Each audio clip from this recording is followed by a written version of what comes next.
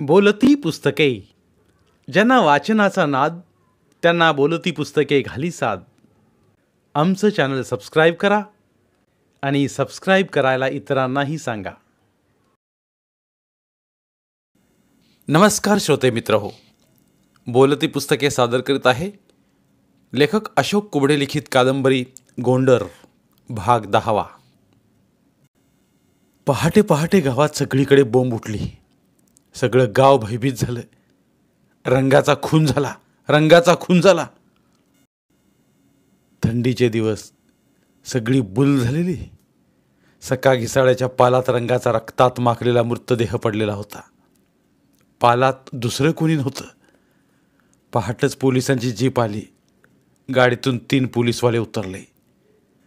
पांचाळ जमादारांना आजूबाजूची माणसं बोलावली. पालाच्या पाठीमागं मन्या म्हातारीचं खोपटं होतं. पलीकडं केरबा चांबाराचं घर. पालाच्या बाजूला शिवरामची पानटपरी आणि मंदिरात एक म्हातारं झोपतंय. त्याचा काही आता पत्ता नाही. गावकऱ्यानं बेवारस म्हणून मंदिरात ठेवलं होतं झाडझुडीला. ही सारी माहिती पांचाळ जमादारानं मिळवली आणि काही सुगावा लागत नाही म्हणून डोसकं फिरलं. तेव्हा पांचाळ जमादारानं आजूबाजूची माणसं बोलावली. पालाजवळ माणसं जमा झाल्यावर पांचाळ साहेब आकवंड्या बाजावर बसून विचारपूस करू लागला. पांचाळ जमादार काळाभोर, वयस्कर माणूस, मोठ्या मिशा, अनुभवानं टाळूवरले केस उडालेले, चेहऱ्यावर देवीच्या वनाचे काही ठसे. मन्या म्हातारने बाप जन्मात पोलीस पाहिला नाही. पळापळीच्या वेळेस तिनं पोलीस ॲक्शन पाहिलं होतं म्हणून पोलिसांचा बुडत चळचळ कापू लागली. जमादार पांचाळ जोरात खेकसला. काय म्हातारे, हे कसं झालं? बापू, मला काय माहीत, मला जवळचं दिसना झालंय, मला काय ठाऊक. मलाच होईना झालंय म्हणत म्हातारी चळचळ कापू लागली. म्हणून जमादारानं चल जाय म्हणून हसडून वाटं लावलं.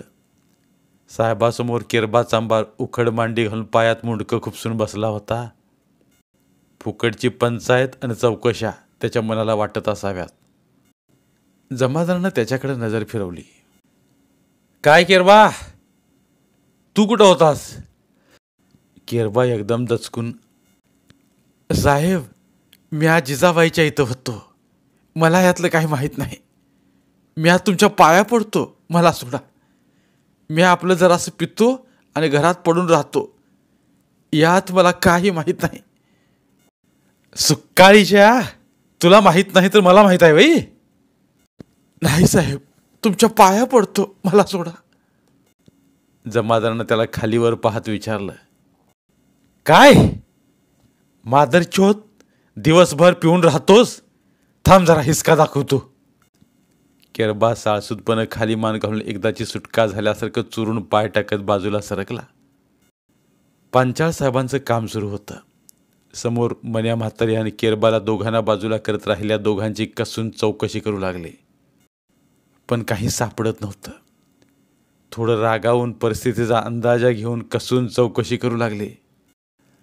जरा जोरात येऊन, का रे, तुझं नाव काय? शिवराम हाय साहेब. काय करतोस? बाजूला पानटपरी हाय साहेब. रात्री किती वेळ राहतोस?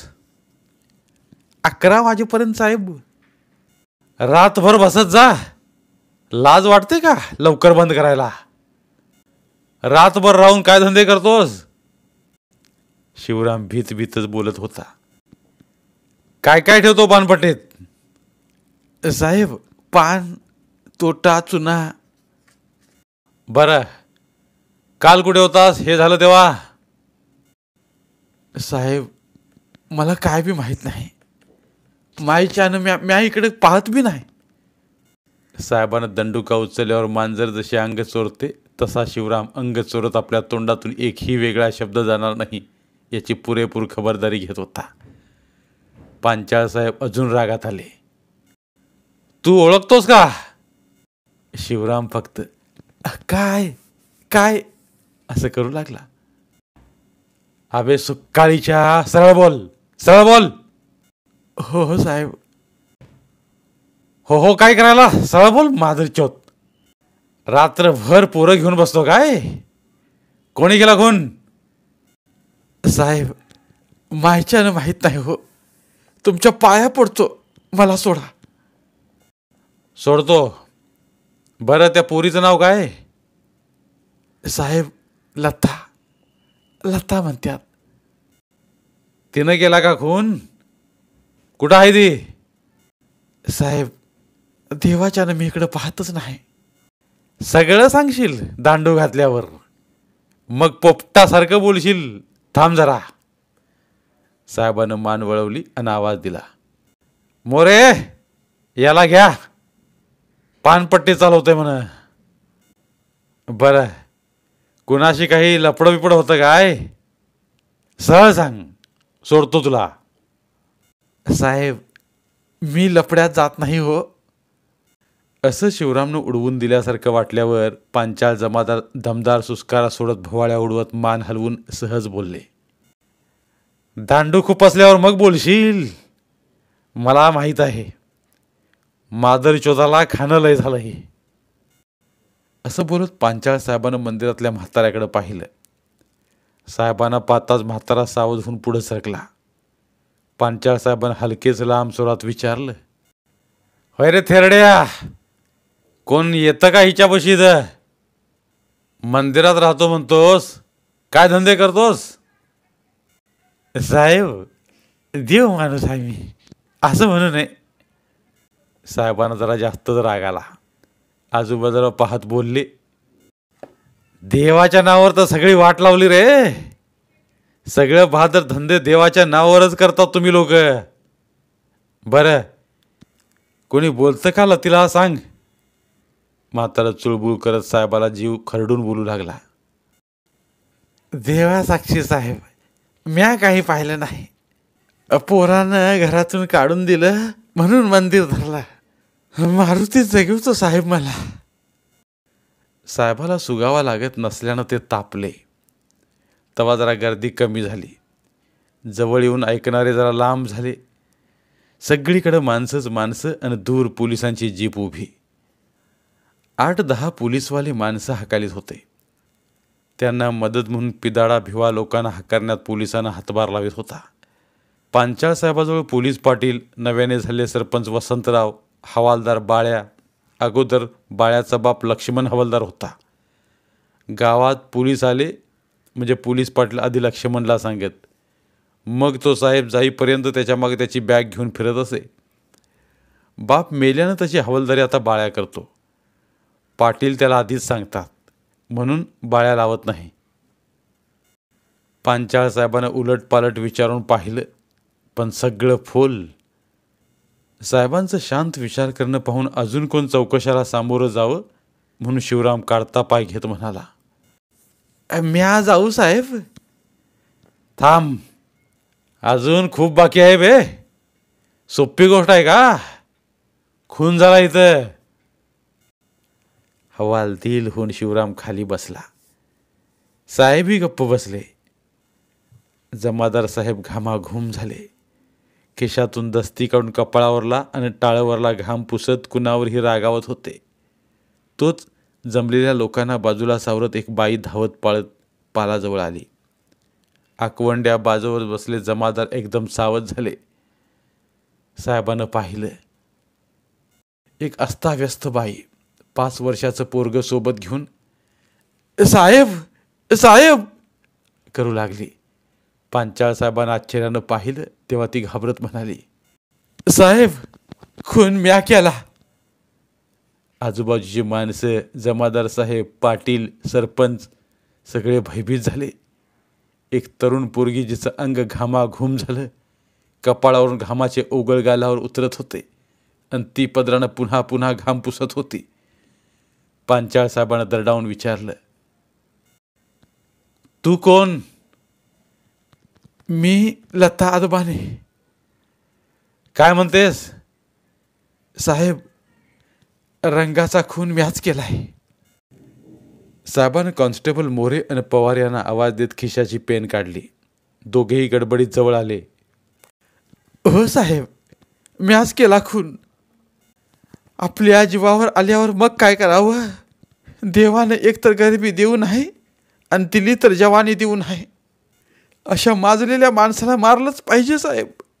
बापाच्या समोर तरण्यापूरला झटल्यावर बा मुका बसल होई. त्यानं बाला मारल्यावर म्या बी हात उचलला साहेब. इज्जतीवर आलेला हात म्या कापला साहेब. मला काय करायचं ते करा. लताच्या बोलण्याचा पट्टा सुटलेला पाहून सुदाम पाटील म्हणले, लता, साहेबाला बोलू दे ना, आपणच बोलायली. साहेब जेवढं बोलतील विचारतील तेवढं सांग, बस खाली. तेव्हा लता जरा हळूच बोलली. लता बोलत होती. जमादार साहेब लिहित होते. फोटोवाल्यानं फोटो काढून घेतले.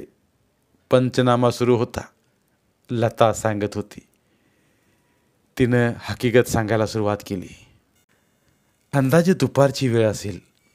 पाल बसस्टँडच्या मारुतीच्या बाजूला, मंदिराच्या भिंतीजवळ, पिंपळाच्या झाडाखाली. दुपारी गावात कुणी नाही. रानात सुगीचे दिवस. गावात अशी 4-2 रिकामटेकडी माणसं असतील. थंडीचा काटा आणि साधारण उन्हाची तिरीप असं काहीसं वातावरण. शिमगा झाल्यावर आता काही दिवसानं पाडवा म्हणून रानातली कामं आटोपत आली. वावरात गहू काढणं सुरू झालं. पाडव्याला रानात तास धरावं लागतं म्हणून रंगा दुपारी किसड्याजवळ अवताचा पासा शेवटायला घेऊन आला. नेमकं पहाटेपासून काम करून थकलेला सखा घिसडी पाला बाहेर बसला होता. पहाटेपासून बापाच्या ऐरणीवर घन हाणून घामाजोग झालेली लता आंघोळ करून बसली. तेवढ्यात रंगा पासा घेऊन आला. आल्याबरोबर त्याचं लक्ष लताच्या अस्ताव्यस्त ओल्या अंगावर गेलं. ओल्या केसातून झिरपणारं पाणी अंगावर कमरेवर टपकतं पाहून रंगाची वासनेची लाळ टपकत असावी आणि तो जरा घसरलाच. लताकडे निहाळून पाहत हातातल्या पासा भात्याजवळ ठेवल्या आणि लताकडे पाहत पाहत सखा घिसाड्याला म्हणाला, बसू का जरासं? आधीच वयानं थकलेला, त्यात पहाटेपासून कामानं दमलेला सखा घिसडी काही बोलण्याआधीच लतालाच बोलावं लागलं. या सांच्याला. बापा आधी लता बोलली याचा अर्थ लता आपल्याला काही बोलू इच्छिते असा दृष्ट विचार रंगाच्या मनात घोळला आणि तो थोडं टेकलाच. लताच्या ओल्या सर्वांगाकडे पाहत तो ती पुन्हा बोलण्याची वाट पाहत होता. लता आपल्याच तंद्रीत होती. पहाटपासून पोटात कुटका नाही की चहा नाही म्हणून तिनं ओल्या केसांचा आंबाडा बांधला आणि पिवळ्या रंगाच्या साडीचा पदर हलकेच कमरेला खोचला. वयानं तरुण, अंग मेहनतीच्या कामानं तिचं शरीर दणकट आणि भरीव होतं. 10 किलोचा घन ती गरगर फिरवून हाणते म्हणून तिचं अंग मजबूत झालेलं. रंगानं काळी सावळी, पण अंगानं भरल्यानं ते अजून मादक दिसत होते. सारं घर तिच्यावर. बाप म्हातारा, भाऊ लहान. माय मेली, पण माय मेली तव्हापासून त्यांनी हे गाव सोडलं नाही. मागे एकदा पिदाडा भिवा पिऊन घुसला होता. असं वातावरण पाहून रंगरावाच्या भावना चाळवल्या गेल्या. रंगा रंगात आला आणि त्यानं आत पालात बसल्या लताजवळ पास घेऊन उभा राहिला. आजूबाजूचं सुन्न वातावरण आणि म्हातारा बाप बाहेर बसला पाहून रंगानं रंग दाखवला. हातातील लोखंडी पास झोपड्यात जाऊन ठेवला आणि तिच्या पुढं उभा राहिला. लता, सांच्याला नको, आत्ताच बरा आहे.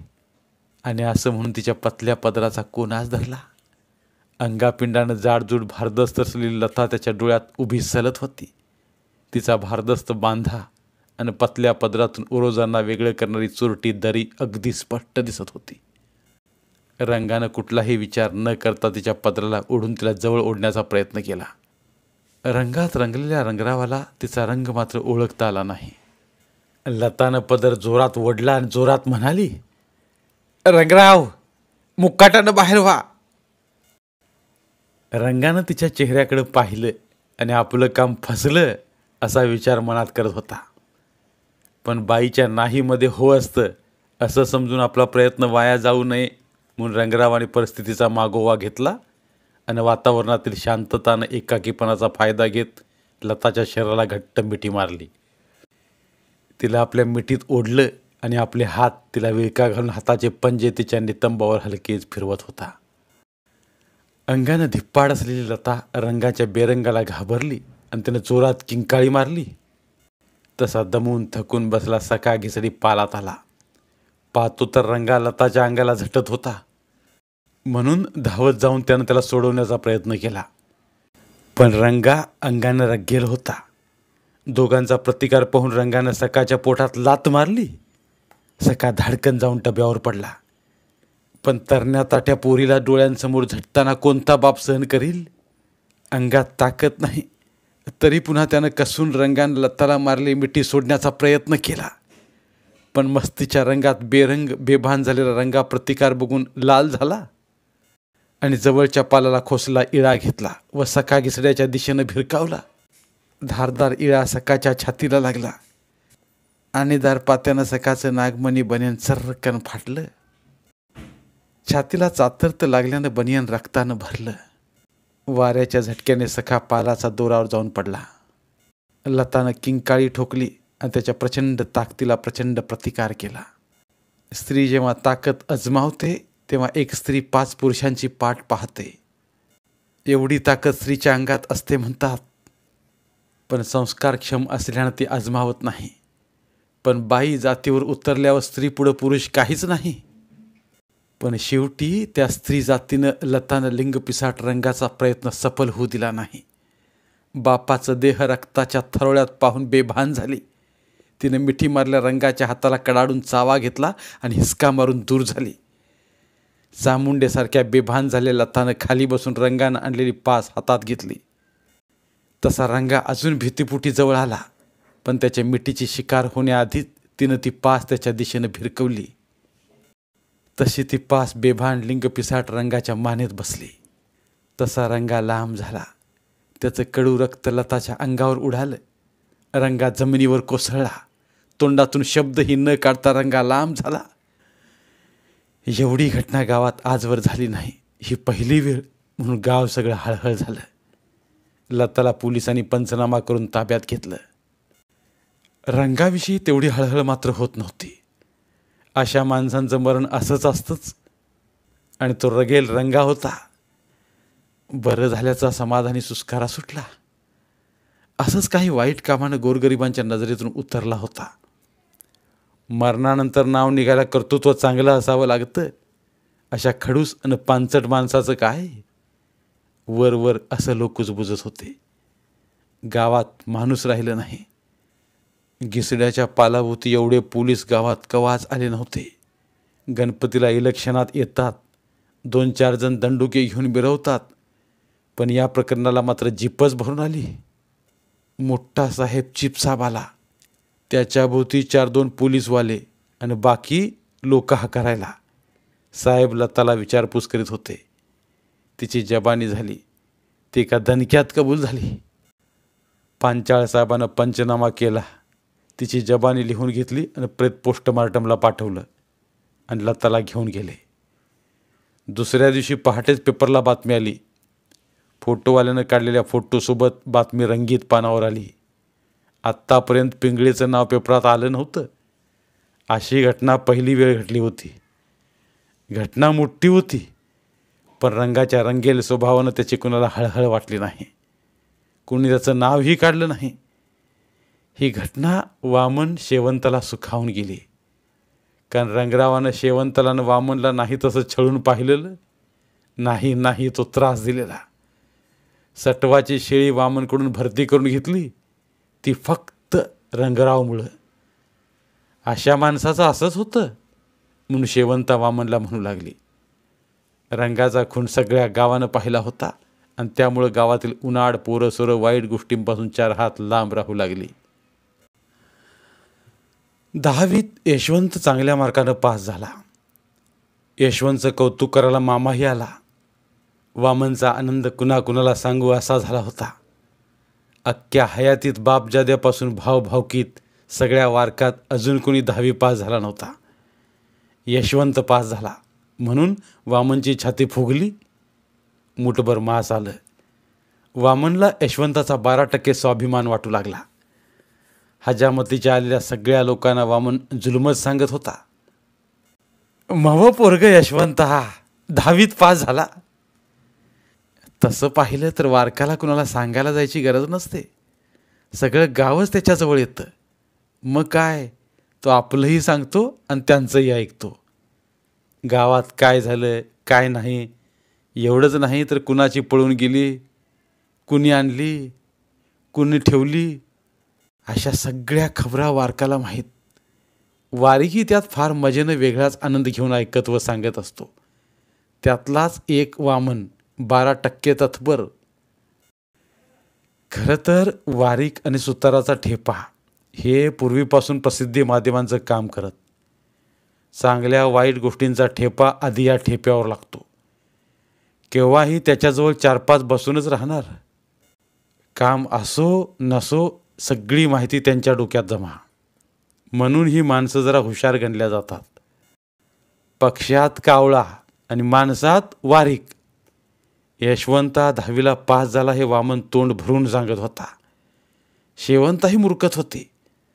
सगळ्या वारकात यशवंताचं नाव कमावलं असं तिच्या अडाणी मनाला वाटणं साहजिकच होतं. आनंदाच्या भरात वामन जरा लावून आला, पण ताळ्यावर होता. सांच्याला शेवंतानं जेवायला गोडधोड केलं. जेवायला वाढलं. सगळे मिळून जेवणं गेली. हा सगळ्यांबरोबर शेवंता बी जेवली. जेवून तिथंच ताटं पुढं सरकून बसली. बाता सुरू होत्या. यशवंताच्या गोष्टी सुरू होत्या. तेवढ्यात शेवंताला एकदम आठवण आली. तिनं भावाला सांगायला सुरुवात केली. माधव, त्यो रंगा नाही का, त्यो र आपल्याकडून शेळी भरून घेतली, त्याचा खून झाला. माहीत झालं की, पण का मारलं म्हण? अरे भाचर माणूस होता, कापला घिसड्याच्या लत्तीनं. वामन पिऊन होता, पण पिल्यावर अगदी खरं बोलत होता. सगळं कळत होतं. तसं सगळ्या पिणाऱ्यांची हीच गत असते. पिल्यावर सगळे खरं बोलतात, पण अर्थ नसतो. माधव म्हणाला, बाई या लोकांचं असंच होतं. म्हणतात ना, देर है मगर अंधेर नाही. देवाला बी डोळा आहेत. गरीबाला सतावलं, अन्याय केला तर असंच भोगावं लागतंय. आपण त्याचं काय करू शकतो? पण देव आणि बाई याच हातावरलं त्याच हातावर दाखवते बरं. आपलं काय गेलं? आपल्या गरीबाकडून शेळी भरून घेतली, जाऊ दे. लेकरा बाळाचं खाऊन तो तर कुठं राहिला? शेवंतानं लगेच उचललं. त्यानंच तर पुडी पुडी केली. तवा शेळीच्या येळस काही होत नाही. माझ्या लेकरा बाळांचं खाल्ल्यावर गेला मरून. कोणाचं काय गेलं? एक तर माणूस बरं म्हणलं का? याच बोलण्यात शेवंतानं अंतरुणं टाकली. तसे बोलत बोलत सगळीजण कवा झोपली कळलंच नाही. गुरुवारचा दिवस. बाजार चांगलाच रंगात आला. जसजसा दिवस मावळतीला जातो तसतसा बाजाराला रंग चढतो. संभावर्टी बाजारात पिंपळाच्या झाडाखाली उभं राहून बाजार निहाळीत होता. त्याची नजर वामनवर पडली. त्यानं लगेच आवाज दिला, वामनदा. वामननं संभाकडे पाहिलं आणि त्याच्या दिशेनं येऊ लागला. आज अजून तर दारू पाजणार नाही ना, असं त्याच्या मनात येऊन गेलं. वामनजवळ येता संभा हसला. म्हणाला, आठवडकरी सदा भिकारी, सणाच्या दिवशी दुसऱ्याच्या दारी. वामनला त्याच्या ह्या बोलण्याची सवय होती. संभा जोरात हसला. म्हणला, वामनदा, आत्ताच तुमचं नाव काढलं होतं. का बरं? अहो, तो तुमचा आठवडकरी पठाण मुनीम भेटला होता. आता नेमकाच आम्ही झाडाखाली बोलत होतो. तो गेला आणि तू आलास बघ. काय म्हणला पठाण? काय म्हणायचं आहे? दुसरी साईडवर काम करालोय म्हणाला. बरं अजून? अजून काय? बरंच काही बाई सांगितलं. काय सांगितलं? सांगतो ना एका एकानं. आधी तू सांगतो. सांग. वामनचे पैसे मेरी तरफ आहे म्हणला. म्या म्हणलं देऊन टाकावं, गरीब माणूस आहे ते. तर त्यानं अल्लाची शपथ घातली. म्हणला, हमारे में धोबी नाई मोची और भंगी इनके पैसे डुबाना हराम है।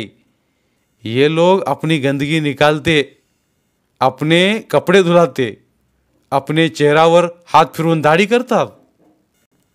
मी बी त्याला म्हणलो, आपली बायको तरी आपल्या तोंडावर हात फिरवते का? तर पोटातून गुदगुल्या झाल्यासारखा हसला आणि आपली को औरत का सुख कोटे है म्हणला. पण हमारे मजहब में जैसा दारू पीना व्याज खाना हराम है, वैसा धोबी मोची हजाम भंगी इनके पैसे डुबाना भी हराम है. हमको ऊपर इसका हिसाब देना पडता, असं म्हणून त्यानं बरंच काही सांगितलं. बरं, अल्लानं येतं या दुनियेत पाठवलं, पण ह्या दुनियेत केलेल्या कामाचा हिसाब मरने के बाद कयामत के दिन होने वाला है म्हणला.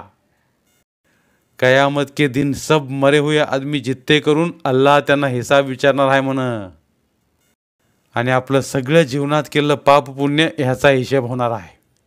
और पाप ज़्यादा हुआ तर दोजक आणि पुण्य हुआ तो जन्नत में जगह मिलने वाली आहे असं म्हणला.